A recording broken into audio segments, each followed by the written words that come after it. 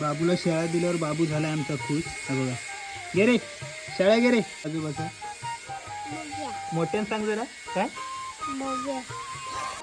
नमस्कार, आपण आता आलोय माडात नारळ काढायसाठी बागेत आपल्या. व्हिडिओ शेवटपर्यंत नक्की बघा, खूप मजा येणार आहे. हे बघा, ही बाजूला आहे ना कुलदाची शेती आहे पूर्ण.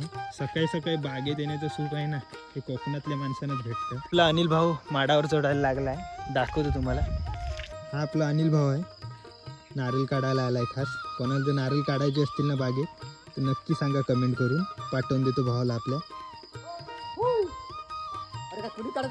अनिल भावाने 2 शेळी दिलेत आपल्याला पाडून. हे बघा,